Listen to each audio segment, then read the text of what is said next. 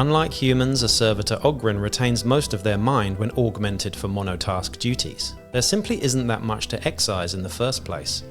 T.H.R.U.G 12 was a servitor for House Van Saar, toiling within the Archaeotech Helix workshops of Hive Primus. For his duties, T.H.R.U.G was augmented with a Voltrix harness and an arc welder, a halo of sparking energy surrounding him as he worked on the think synths and storm chambers of the Helix. A freak accident, however, was to alter the Ogryn. While hauling massive MIU cables for a clan architect, a power surge tore through from the spire, rippling out throughout the Hive city. Everywhere systems overloaded and workers were fried at their stations. While in the Helix, green bolts of lightning danced among the primary cogitators. One of these bolts struck T.H.R.U.G, carrying with it the collected knowledge of the Van Saar homograms. The Ogryn rose smoking from the floor of Helix, his tiny brain buzzing with new thoughts and ideas, one word among them booming out above the others.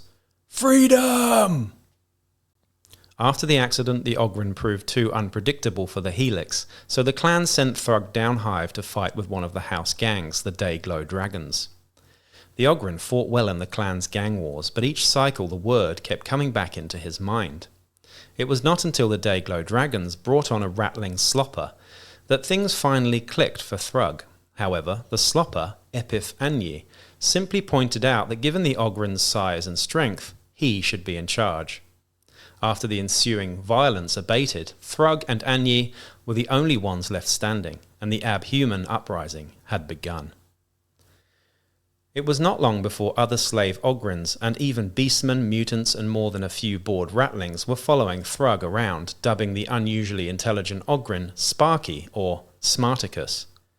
Rival gangs, corrupt crime lords and outland monsters were not enough to bring the big man down. Now, the Merchants Guild have taken notice of T.H.R.U.G's rebellion, and bounty posters plaster the Underhive offering huge rewards for his capture or execution. Ciao and welcome back to Wellywood Wargaming. My name is Damon and this is the Huge series where I give you bite-sized videos on every single Dramatis Personae and hired gun in the game of Necromunda. We are getting through them. We're on T.H.R.U.G now. This guy is the only Ogryn special character that I know of, I think. No model for him yet though, unfortunately, but you could certainly kit bash something up to match the illustration there from the Ogryns available in the 40k miniature range or even the Necromunda ones. This guy's pretty cool though, and I know many of you have probably been waiting a little while for me to get round to this one. And here it is, 320 credits for T.H.R.U.G, aka Sparky or Smarticus, or a bunch of other names that we threw in there. A lot of the lore kind of reminds me of Blood Bowl, the sort of humour that's involved in the whole thing. The Dayglow Dragons though, what a terrible name for a Van Saar gang. You can't take a Van Saar gang seriously if they're called the Dayglow Dragons, that's for sure. But you know what I mean, you can see the clear sort of comparison with Blood Bowl sort of writing there. Anyway, it's certainly fun, I suppose.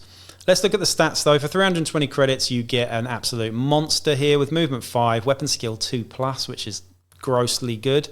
Ballistic skill 5+ though, which is on the other side of the spectrum, pretty terrible. Strength and toughness 5, 3 wounds, an initiative of a 3 up, 3 attacks, and the mental stats are as follows. We've got a 7+ leadership, cooler 5+, which is excellent, willpower 7+, and intelligence is 6+. So this guy is actually fairly Smarticus, I suppose.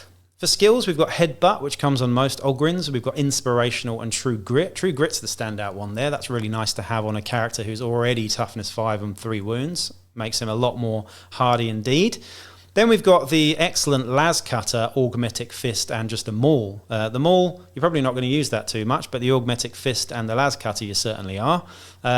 Powerful weapons, certainly disgusting in close combat. We've also got light carapace armor, photo goggles, and a stim slug stash. So some real nice kit on this guy, certainly equipped for many situations.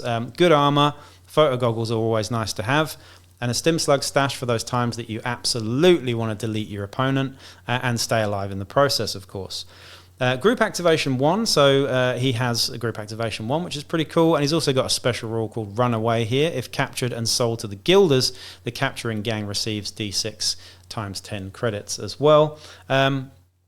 Of course, 320 credits is a lot to spend on a sort of generic hired gun, so you're probably not going to use them till late in a campaign in that sort of format, I suppose, unless you have a bounty system similar to that of Goonhammer, perhaps, which is what we use in our campaigns here. Where this guy really shines, though, of course, is as an outcast leader, and that's kind of where the lore comes in there. I think this guy needs to be leading a really nice collection of your best abhuman miniatures, some beastmen, some ratlings, some squats in there, perhaps. I've done quite a lot of abhumans up in my miniatures range, so I certainly could see myself running a gang with this guy as the leader, and he certainly is a very strong leader. I think for 320 credits with all that gear and those great stats, it's actually a bit of a steal. If I totaled it all up, I think that's probably about right, if not a bit cheap for what he is, but I could be wrong. But certainly very good. And of course, you come with 3 skills already, and you could always build on that in a campaign. This leader is already great. But then, you give him extra skills like Nerves of Steel and a few others down the track, and some more equipment as well.